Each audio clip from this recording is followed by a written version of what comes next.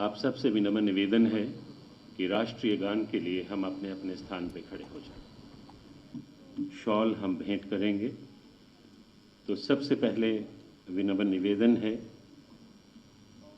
Principal secretary power Jammu Kashmir Shri Rohit Kansal ji से, मंत्री माननीय केंद्रीय मंत्री श्री आर.के. सिंह जी, जोरदार तालियों के बीच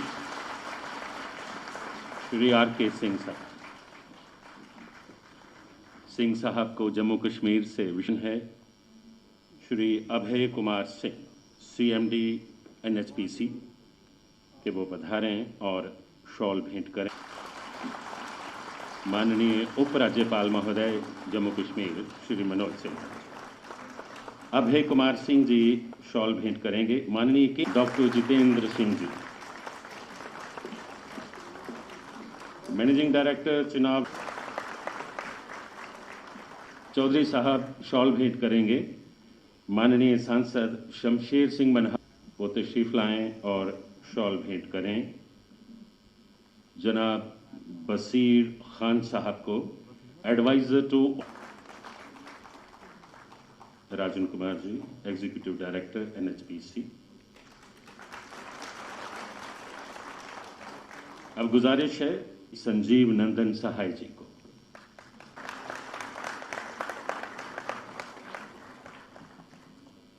परिचित है, जीवन गतिमान रहे, इसके लिए ऊर्जा निस्संदेह हमारी पहली जरूरत है। इसके रूप भिन्न भिन्न हो सकते हैं, परंतु हमारे आर्थिक विकास और केंद्र शासित प्रदेश जम्मू कश्मीर प्रशासन ऊर्जा क्षमता को नुमायां तौर पर बढ़ाने की परिकल्पना कर रहा है। इसके खातिर joint venture company Jammu hydro electric power corporation का गठन किया जा रहा है, जिसे 850 मेगावाट जल विद्युत क्षमता से लोगों के जीवन में खुशहाली लाएगा, जिससे पर कैपिटा इनकम में बढ़ोतरी का होना और अधिक बढ़ाने हेतु वर्ष 2011 में Chenab valley power projects limited joint venture company J&K PDC, NHPC और PTC इंडिया लिमिटेड के बीच संयुक्त क्षमता को और आगे बढ़ाएगी। पिछले कुछ वर्षों में बिजली के क्षेत्र में उल्लेखनीय सुधार जम्मू कश्मीर के निवासियों ने अनुभव किए।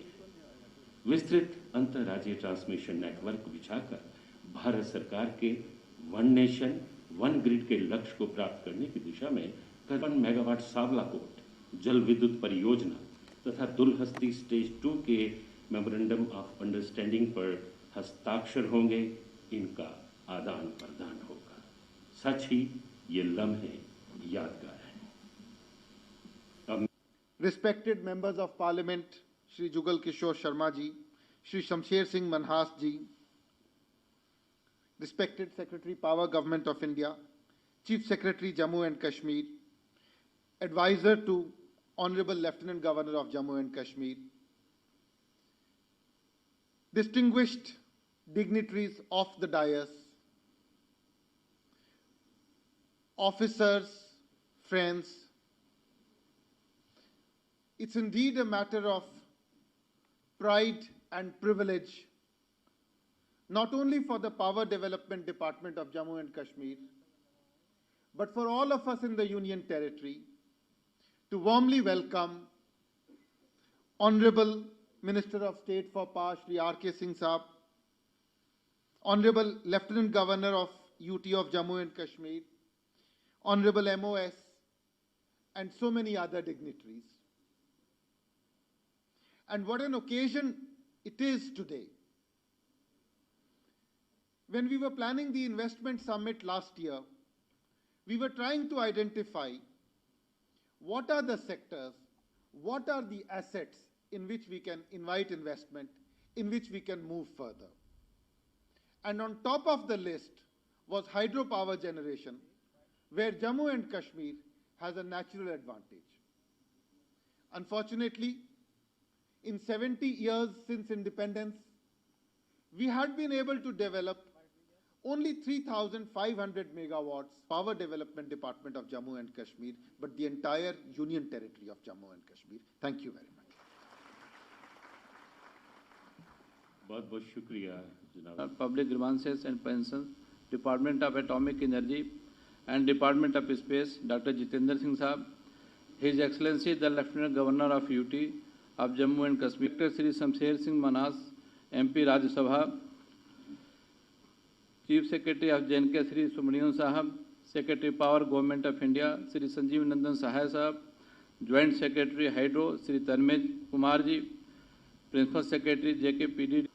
Ladies and gentlemen, let me at the outset extend a very warm welcome and a happy new year to each one of you. Respected dignitaries, it is indeed a matter of profound privilege in hydropower development. Today, the company is a Schedule A enterprise of the Government of India, having a prestigious Mini Ratna status. NHPC born in 1975, we had only 3 projects. Thereafter, we made 24 power stations in different parts of the country. At present, we are already working on 5 projects. And since then, there has been no looking back. Today, NHPC has 24 power stations with an installed capacity of 7,071.2 megawatts, including its joint venture, solar and wind power stations. It further has projects of 4,924 megawatt under construction and 7,521 megawatt of hydro projects under various stages of clearance. It has also awarded 2,000 megawatt to solar power developers for interstate transmission system grid connected solar photovoltaic projects. और जिस तरह से आपने प्रधानमंत्री के आह्वान 9 minute दिया जलाने के 9 बजे रात को 9 मिनट दिया जलाने के लिए जो व्यवस्था की उसमें जो आपने योगदान दिया मैं अभी बहुत ही काबिल है, अभी बहुत काम करना है और अभी बहुत आगे बढ़ना है। आपको कम से कम 50,000 मेगावाट की कंपनी बनी, तब जाकर करके ये होगा कि हाँ 700 हम लोगों ने अपने हाइड्रो पावर की पूरी क्षमता का हम लोगों ने एक्सप्लॉइटेशन किया। It is now in an aggressive expansion mode and is constantly exploring opportunities towards increasing its presence across the country and abroad. NHPC is completely equipped towards executing both large and small hydropower projects. It uses the latest technological methods during the investigating, planning, designing and execution of projects. The company is using up-to-date technologies and instruments to aid its team of highly qualified professionals. It has also established a real-time seismic data center for receiving earthquake data recorded at dams on real-time basis. NHPC has now diversified and has forayed into solar and wind power sector. It is exploring new opportunities to develop power through conventional CMD NHPC Shri Ajay Kumar Singh, Principal Secretary Power Jammu Kashmir Shri Rohit Kansal और MD Jammu Kashmir Power Development Corporation Raja Yaqub Farooq।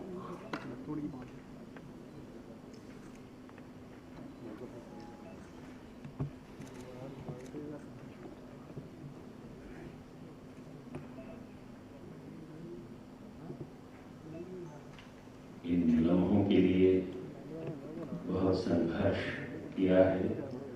हमारे माननीय केंद्रीय मंत्री Shri R K. Singh ji ने, हमारे माननीय उपराज्यपाल श्री मनोज सिन्हा जी ने, हमारे माननीय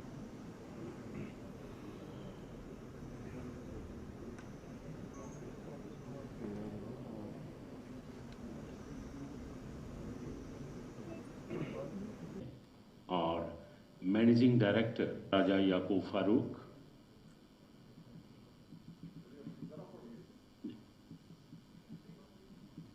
जिस तरह से आप देख रहे हैं कि 2 प्रोजेक्ट्स पे हस्ताक्षर हुए हैं और अब 930 मेगावाट जो है उसके ऊपर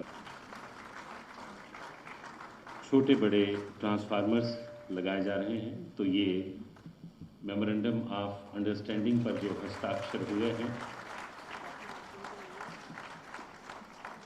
माननीय अतिथियों की मौजूदगी में माननीय केंद्रीय मंत्री श्री आर.के. सिंह जी, हमारे माननीय उपराज्यपाल महोदय, ये हम देख रहे हैं कि रोहित कंसल जी और CMD NHPC अभय कुमार सिंह जी ने आदान प्रदान किया है।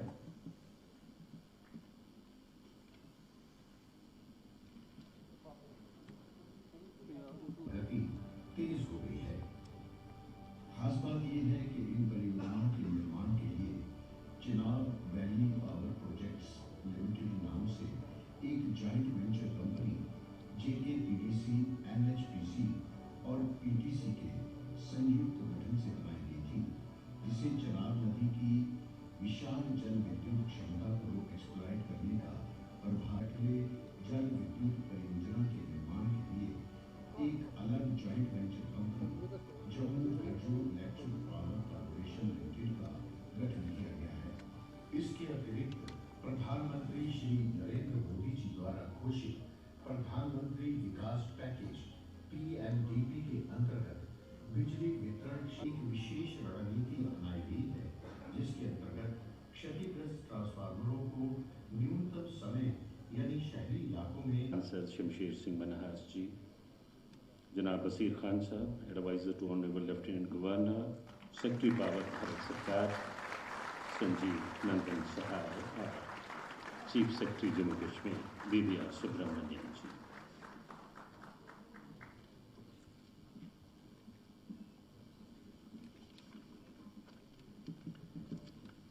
वो 10 प्रोजेक्ट हैं और 9 प्रोजेक्ट इस तरफ हैं, कुल मिलाकर ये 19 प्रोजेक्ट।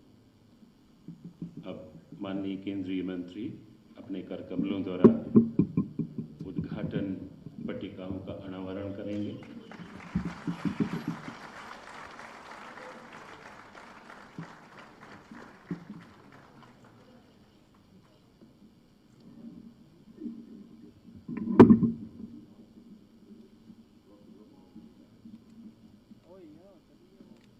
जम्मू कश्मीर के लोगों की समस्याओं से भली प्रकार परिचित हैं और उनके हल के लिए सदैव कोशिश रहते हैं।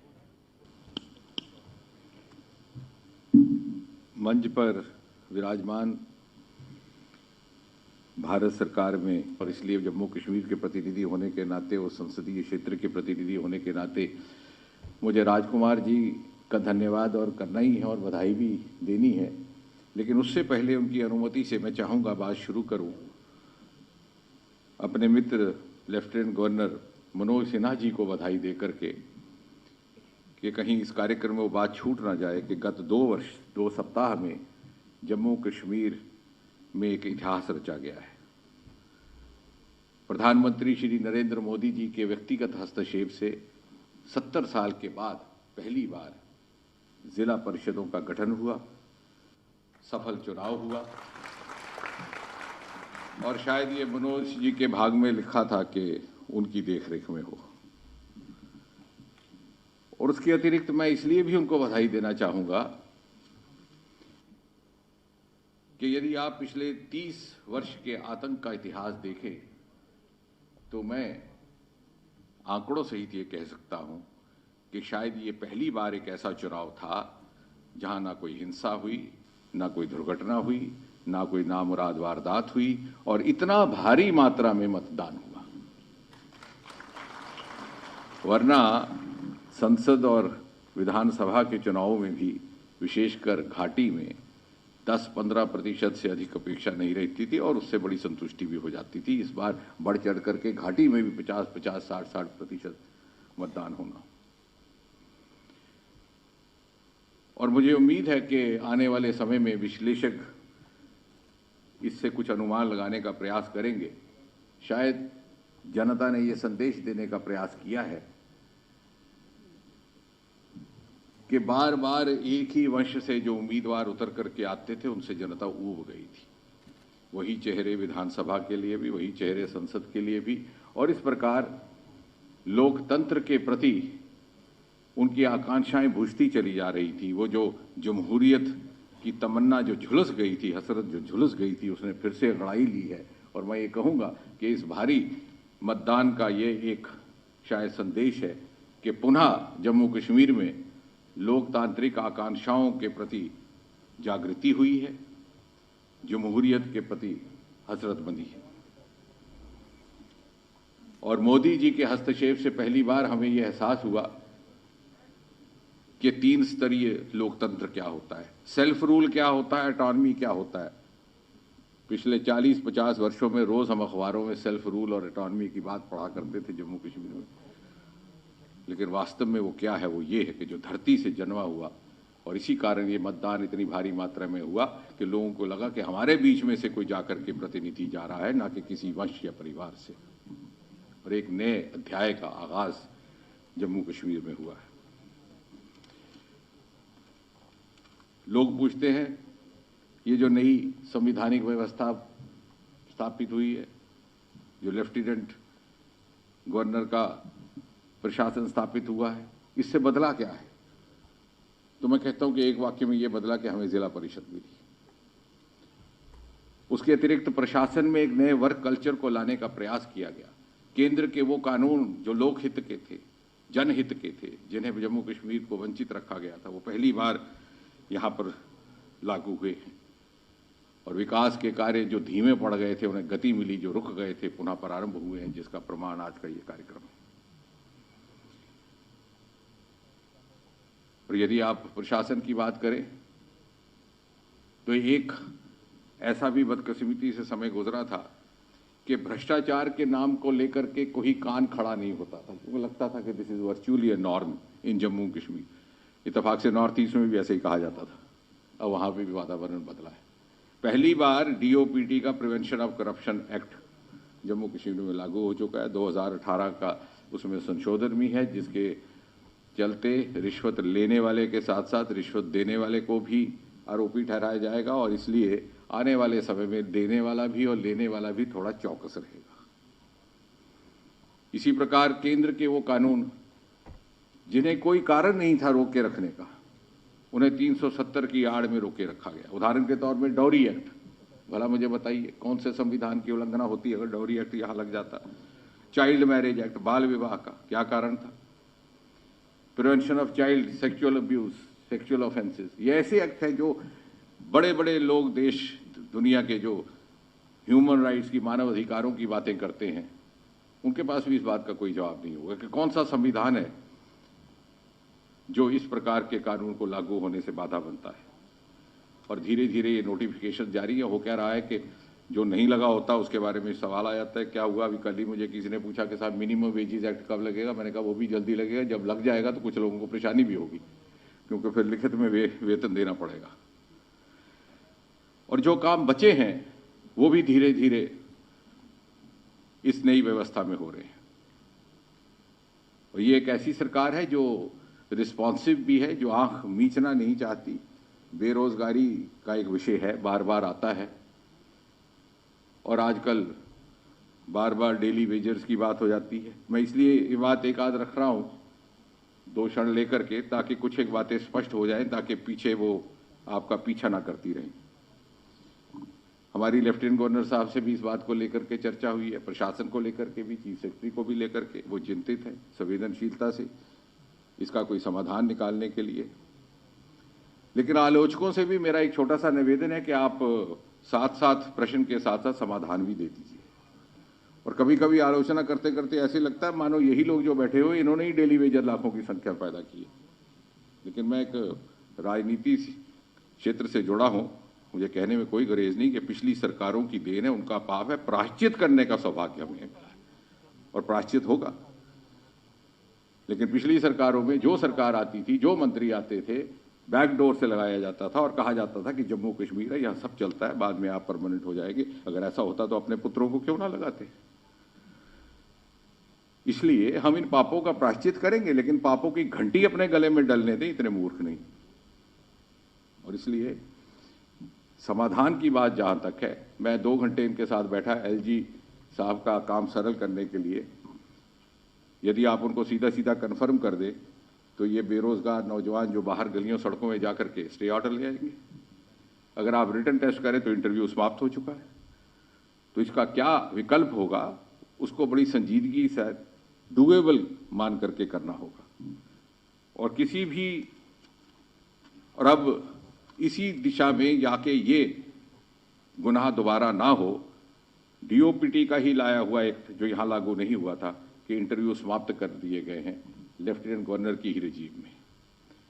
वरना पहले ये भी हुआ करता था कि 100 नंबर इंटरव्यू रिटर्न में कोई बच्चा लेता, उसको इंटरव्यू में फेल कर दिया जाता और जहाँ पक्षपात करना होता था इंटरव्यू के 100 नंबर दे दिए जाते।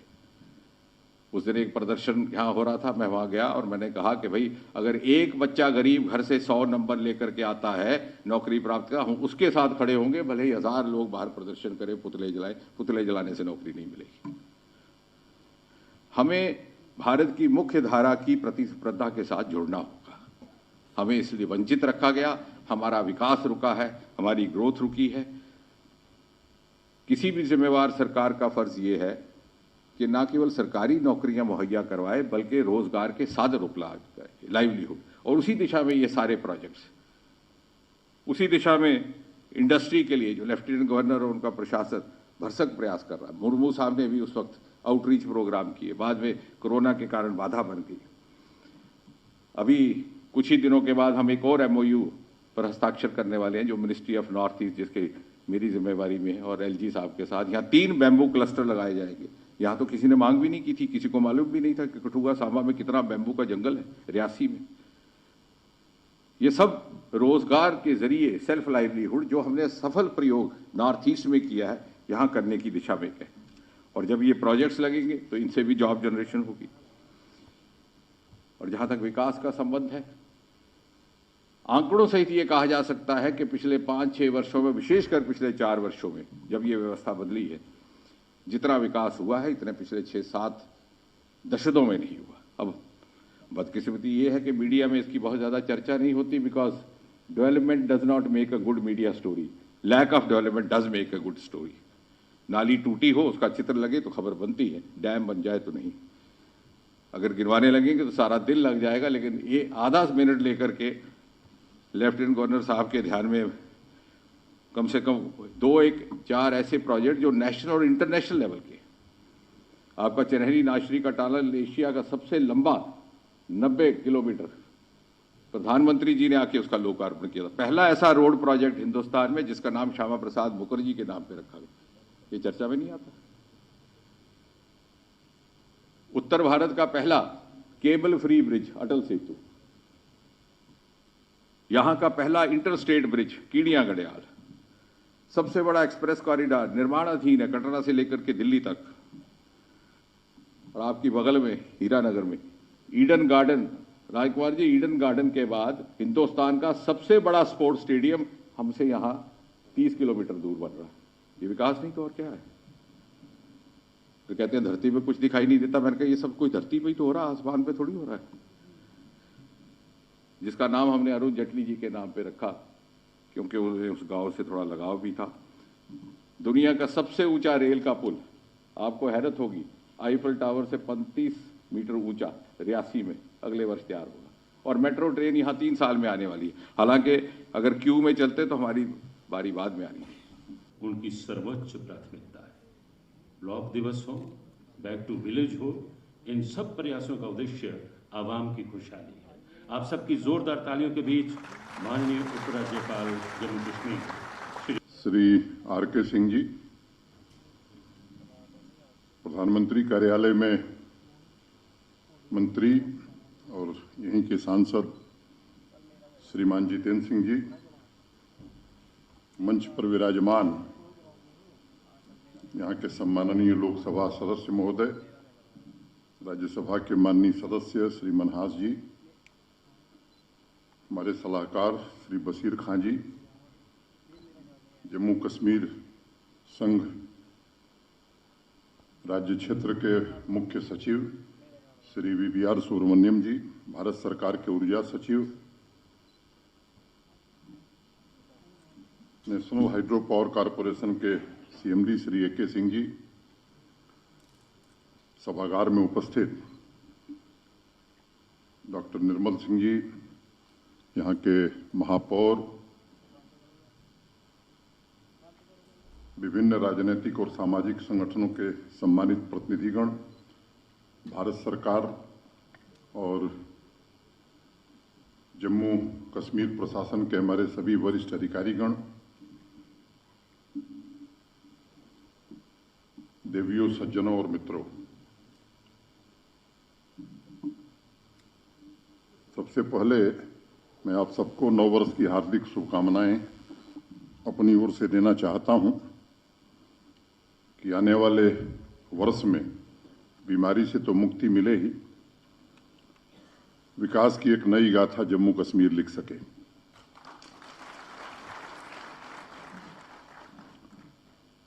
आगाज 2021 का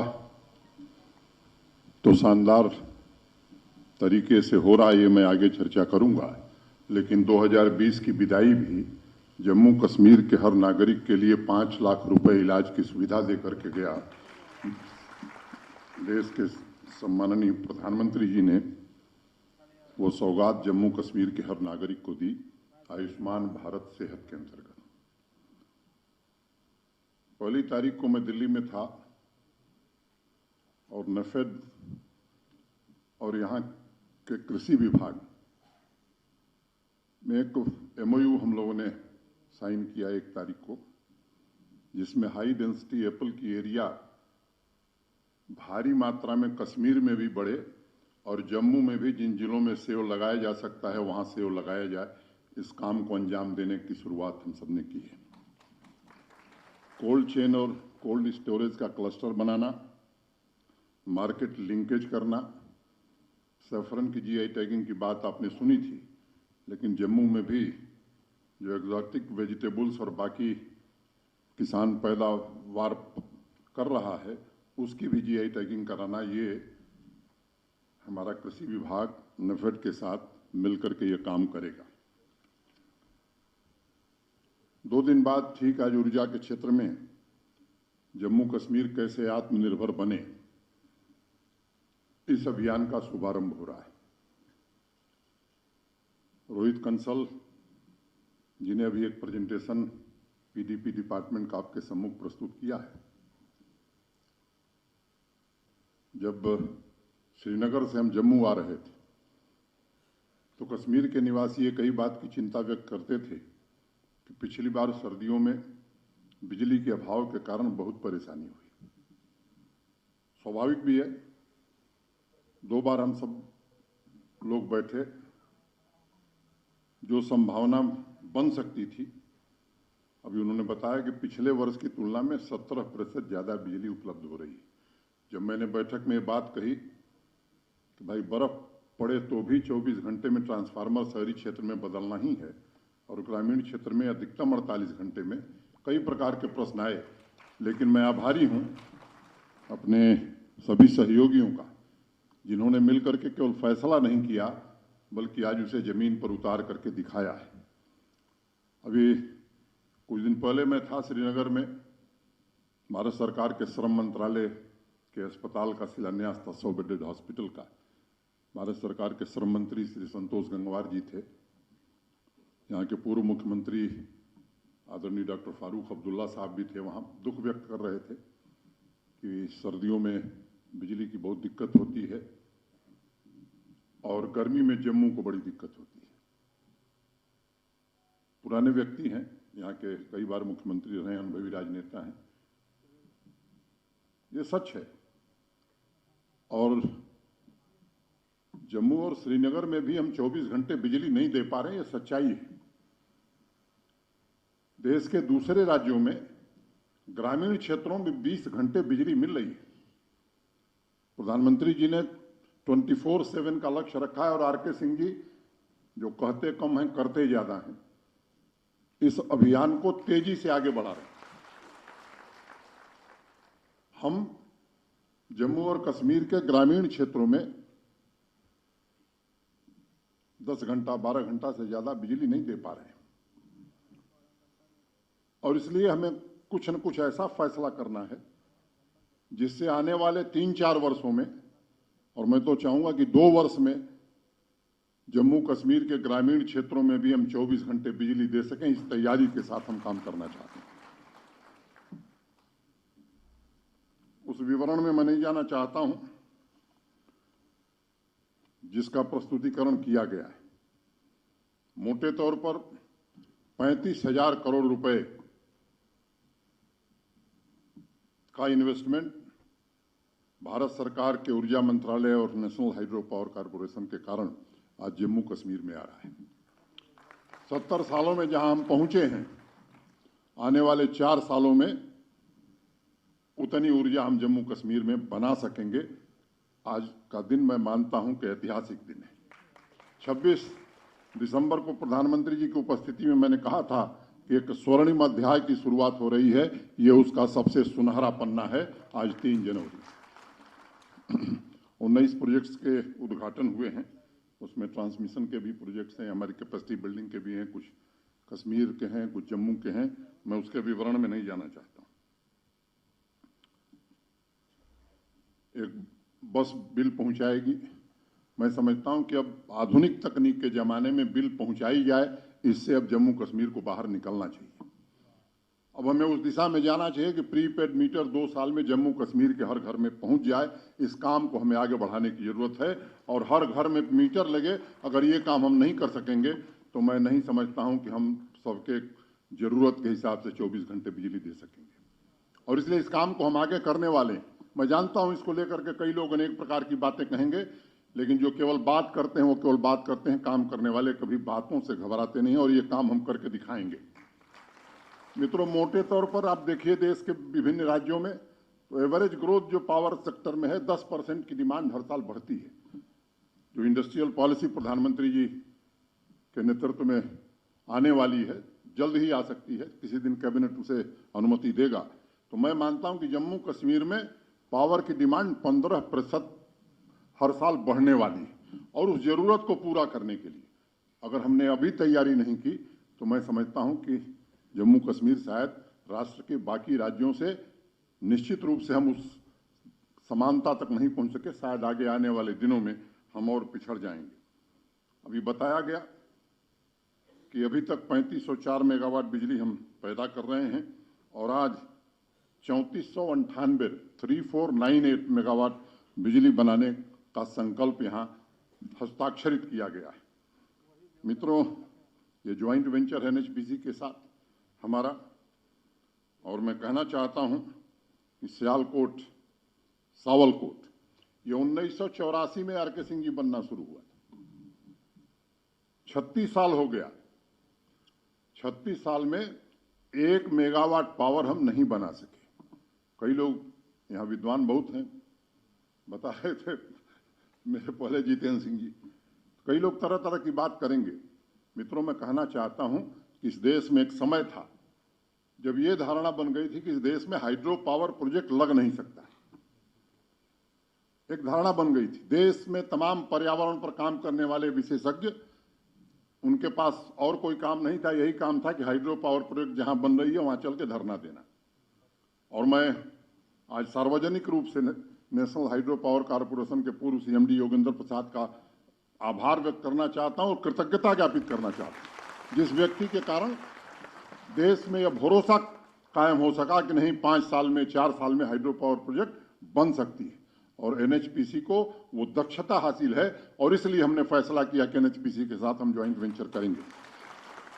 पहले भी एनएचपीसी को कुछ परियोजनाएं दी गई, लेकिन पहले के एमओयू में और आज के एमओयू का जो सबसे बड़ा अंतर है वो मैं जरूर बताना चाहता हूं। पहले जो 3 परियोजनाएं एनएचपीसी ने बनाई हैं वो राज्य सरकार को वापस मिलेंगी, ऐसा अनुबंध में कहीं लिखा हुआ नहीं था। लेकिन आज जो हम अनुबंध कर रहे हैं उसमें 40 साल बाद ये पूरी परियोजना जम्मू कश्मीर सरकार की होगी। ये नया प्राविधान हमने एमओयू में डाला। 13% मुफ्त बिजली बिना एक पैसा लगाए हुए। जो हमारी इक्विटी भी वो भी आरके सिंह जी और प्रधानमंत्री जी देंगे, भारत सरकार देगी, एक पैसा हम नहीं दे रहे हैं। 13% फ्री बिजली हमें मिलेगी। और उसको अगर हम देखें तो मोटे तौर पर 454 मेगावाट, आज हमारी जो डेफिसिट है 500-600 मेगावाट की, तो 454 मेगावाट बिना पैसे की बिजली हमें 40 साल तक मिलने वाली है। और उसके बाद ये सारे hydro power project Jammu Kashmir राज्य के होंगे, यूटी के होंगे। ये स्थिति हम पाने वाले हैं। और केवल यही नहीं होना है, बड़ी चर्चा कार्बन फुटप्रिंट की हो रही है, कार्बन इमिशन की हो रही है, उससे भी निजात मिलने वाली है। पर्यावरण का संतुलन ठीक होने वाला है।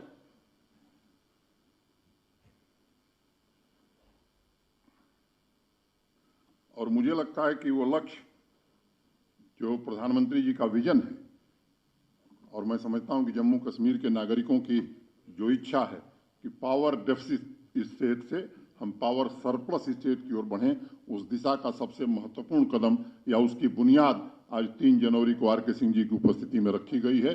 और मुझे पूरा विश्वास है कि आने वाले 4 वर्षों में वो स्थिति हम हासिल करेंगे। मैं व्यक्तिगत रूप से बहुत आभारी हूं आर के सिंह जी का। यहाँ आने के बाद पहली बार जब मैं उनसे मिलने गया था तो यहाँ के हमारे जो प्रमुख सचिव हैं ऊर्जा के, रोहित कंसल जी, और मुख्य सचिव श्री BVR सुब्रमण्यम जी से मैंने क्योंकि 2 ही 3 दिन हुआ था, 4 दिन, कि क्या क्या दिक्कतें हैं। मैं आर के सिंह जी के दफ्तर गया तो मैंने उनको बताया कि ये है, ये है, ये है। तो जो वाक्य उन्होंने कहा मैं आपको बताना चाहता हूँ। मेरा स्वभाव नहीं है किसी के सामने मैं तारीफ करूँ, ये मेरे स्वभाव में नहीं है, लेकिन जो बात उन्होंने कही, उन्होंने कहा कि देखिए सारा कानून तोड़ देंगे जम्मू कश्मीर के लिए, जितनी मदद होगी वो जम्मू कश्मीर के लिए करेंगे। इसके लिए मैं व्यक्तिगत रूप से आपका आभारी हूं। और जो प्रेजेंटेशन में आपने देखा है, मोटे तौर पर PMDP के पहले 100 करोड़ रुपए का इन्वेस्टमेंट जम्मू कश्मीर में ऊर्जा क्षेत्र में होता था, पावर सेक्टर में। ये तो प्राइम मिनिस्टर डेवलपमेंट प्लान के बाद इसमें इन्वेस्टमेंट बढ़ा, और आज जो थोड़ा स्थिति सुधरी है हमारी, मैं समझता हूं कि उसके लिए जम्मू कश्मीर को निश्चित रूप से देश के सम्माननीय प्रधानमंत्री श्रीमान नरेंद्र मोदी का आभार मानना चाहिए, जिनके कारण आज ये स्थिति यहां बनी है। और विकास का उजाला जरूर यहां लोग देख सकेंगे। इस दिशा में हम आगे बढ़ रहे हैं। इन मेगा प्रोजेक्ट्स में जो काम होंगे, रोजगार भी मिलेगा, पर कैपिटा इनकम भी बढ़ेगी।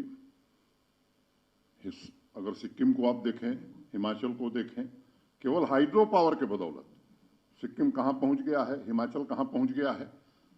हमारे पास जो क्षमता थी, कई लोग ये मान लिए थे कि यहाँ का पानी हमारे लिए सोना और हीरा, इसे जुगाड़ करके बंद करके तिजोरी में रखना है, और इसलिए ये परियोजनाएं लगे ना, इस दिशा में भी लोग सोचते थे। मित्रों में पानी हमारा है, पानी हमारे पास रहेगा, इसकी एक बूंद NHPC या कोई लेकर के जाने वाला नहीं है, हमको बिजली जरूर देने वाला है। ये बात मुझे लगता है कि सबके जहन में बैठा करके रखने की जरूरत है।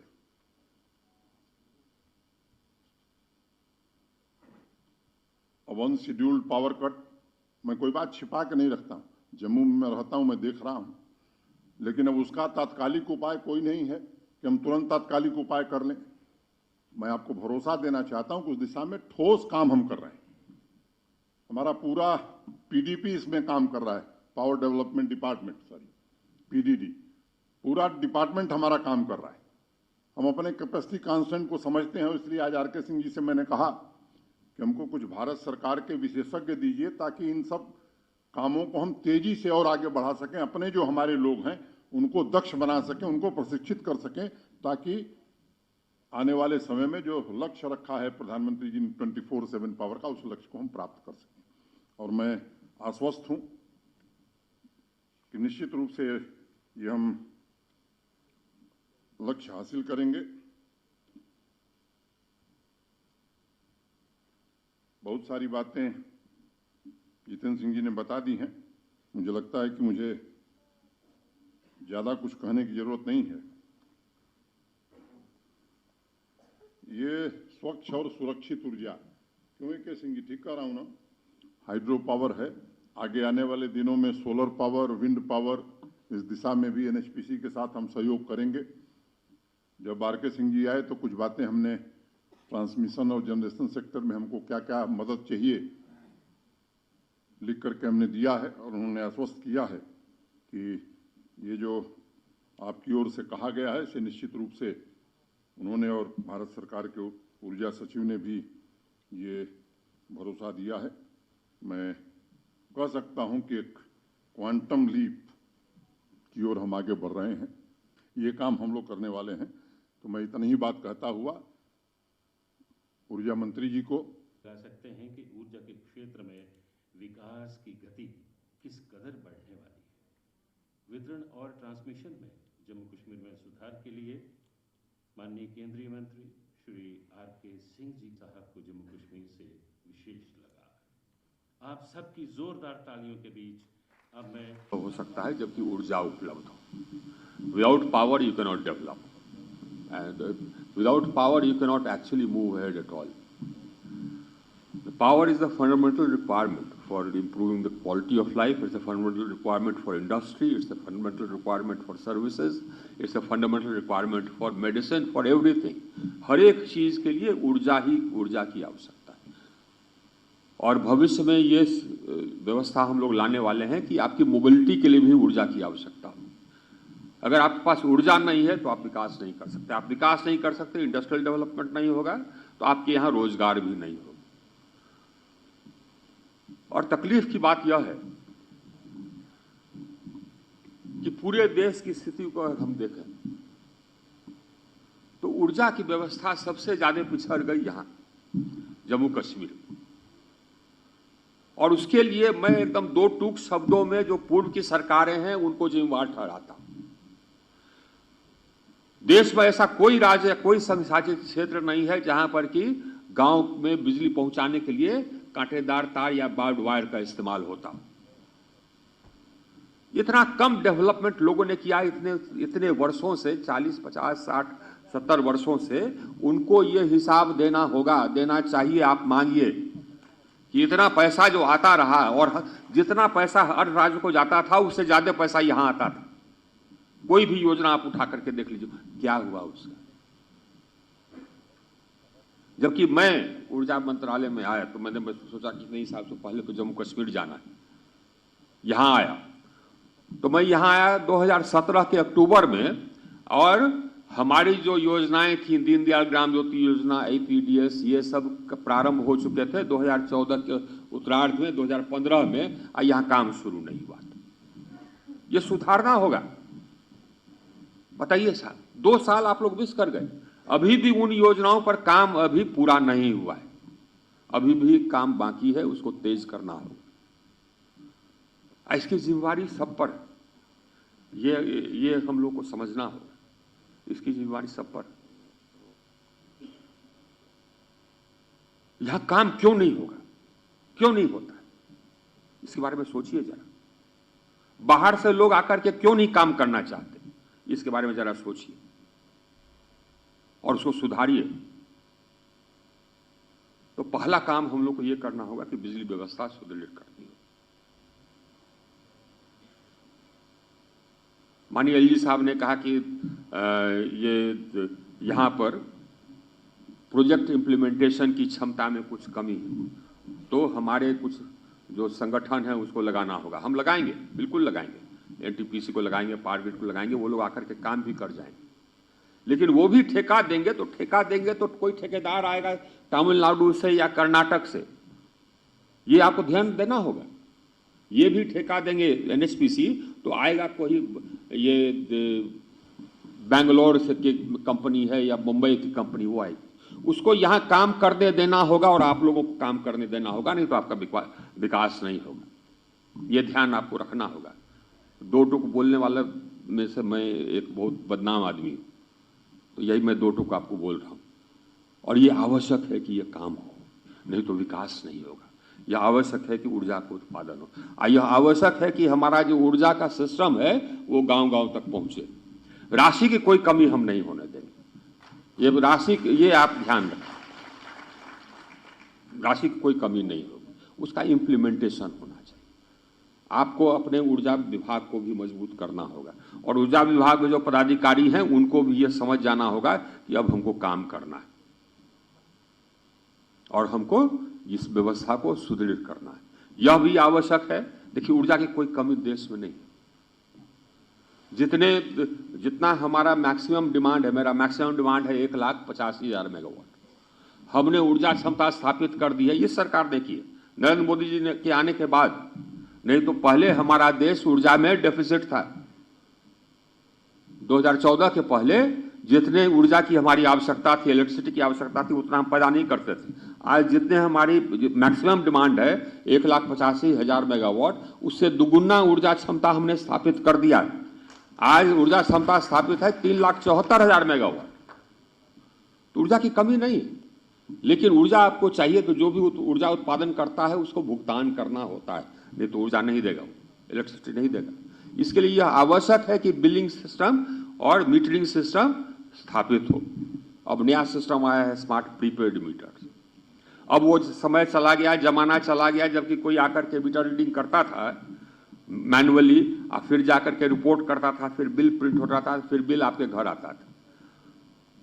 अब इतने उपभोक्ता हो गए हैं और मीटर रीडर की इतनी कमी है कि अब वो संभव है नहीं। अब सारा चीज ऑटोमेटिक हो जा रहा है प्रीपेड, और वो सबके लिए अच्छा है, क्योंकि अब जरूरत नहीं है कि आप 30 दिन का बिल एक साथ भरें। आप 5 दिन के लिए एक साथ आप रिचार्ज करें, वो खत्म हो जाएगा, फिर 5 दिन के लिए करें।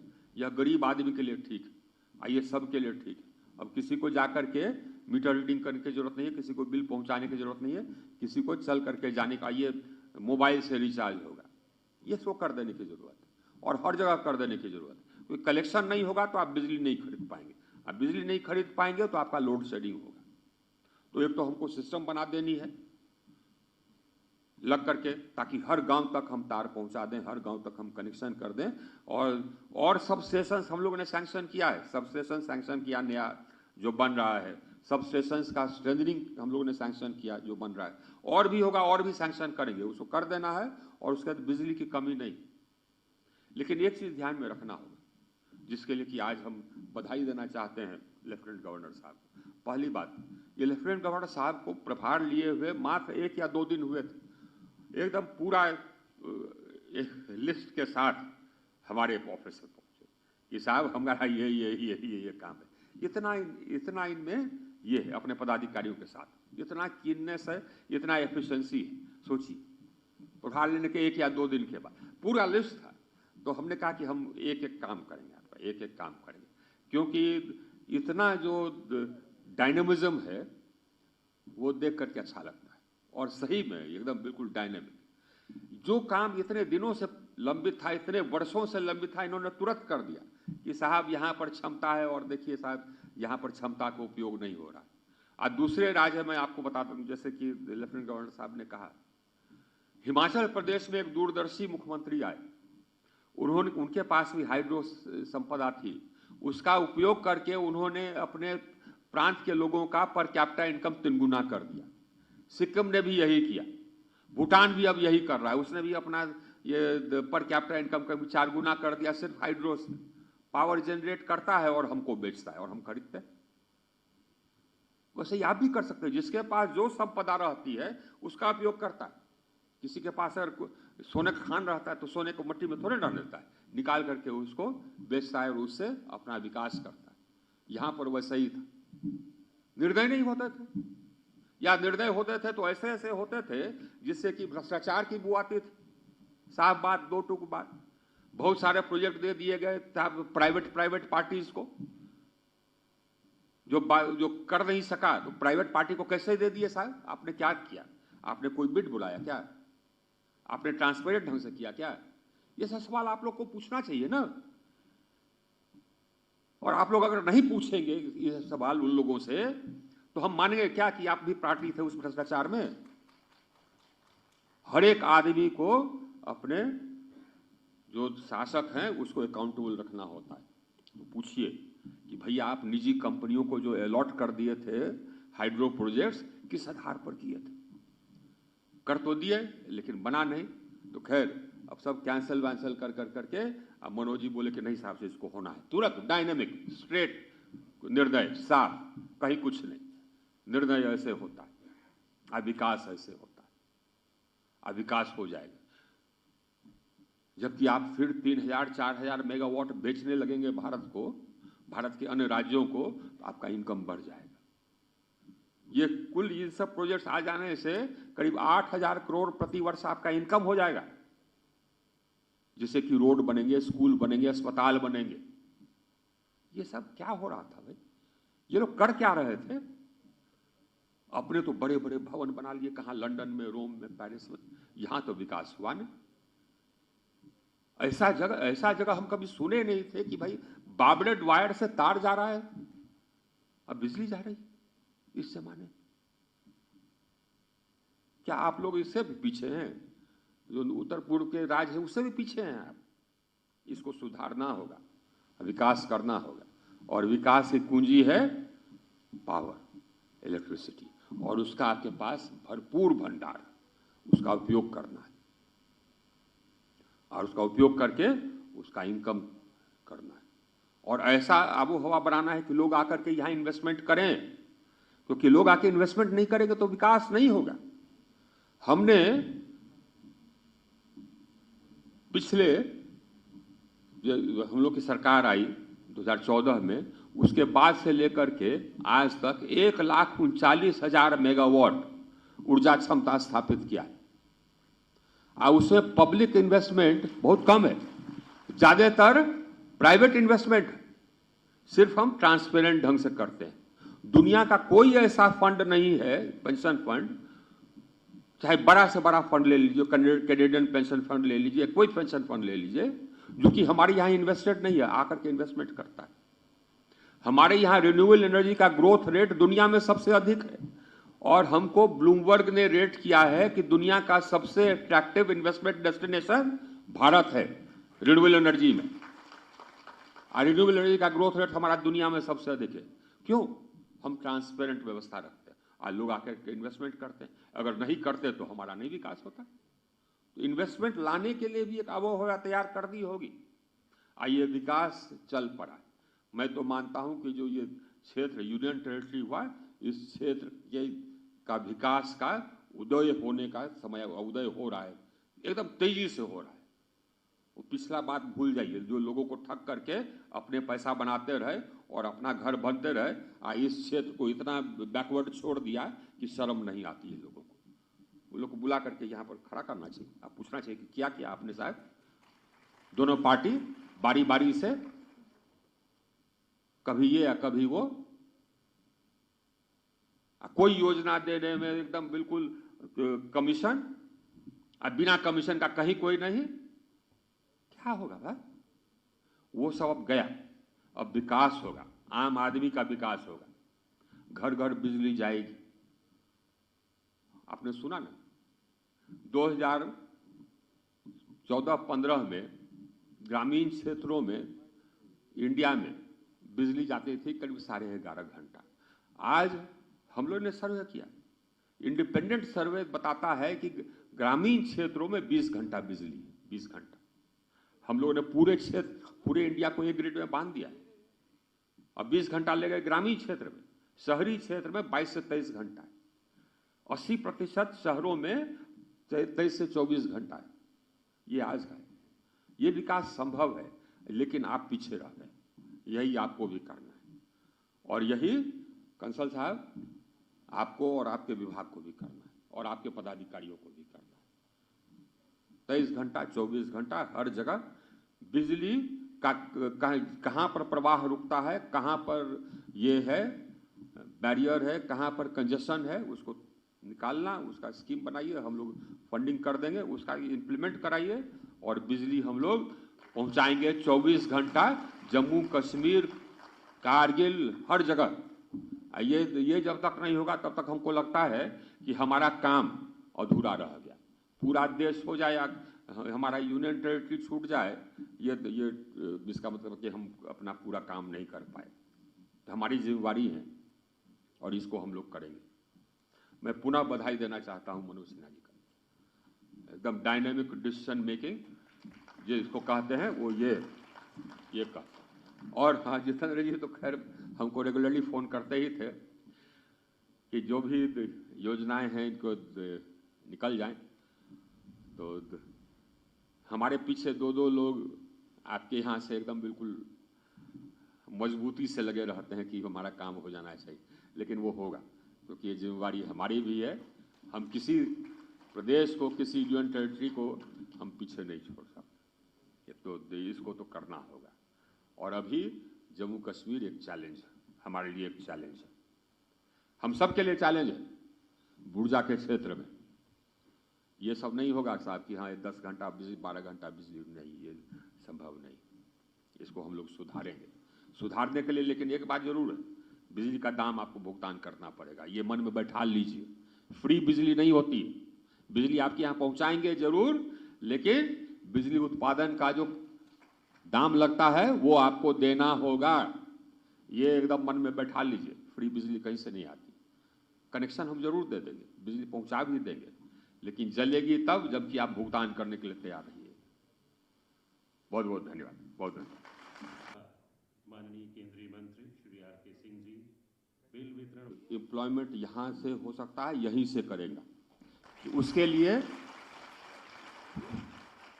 लिए ट्रेनिंग भी यही करावेंगे। लोगों को एम्प्लॉयमेंट करने के लिए ट्रेनिंग का भी व्यवस्था आपका यही करिए, लेकिन हमको चाहिए एम्प्लॉयमेंट लोकल, जो लोकल हो सकता है लोकल। हाँ, जहाँ पर कि आपको डिग्री चाहिए अगर वो तो ठीक है साहब, आपको जो क्वालिफिकेशन चाहिए, लेकिन उसके लिए अगर अनस्किल्ड है, स्किलिंग का भी जिम्मेवारी आपका, तो एम्प्लॉयमेंट करेंगे। दूसरा, ये स्मॉल हाइड्रो की चर्चा हुई, तो वो स्मॉल हाइड्रो भी जहाँ कहीं भी है वो भी आप करें। आप ये हमारा जो रिन्यूएबल एनर्जी मिनिस्ट्री है, उसका भी हमको चीफ सेक्रेटरी साहब ने और रोहित कंसल ने बताया था कि उसका भी करीब 2000 करोड़ का स्मॉल हाइड्रो लंबित है, उसको भी हम स्वीकृत कर देंगे। बहुत थैंक यू सर।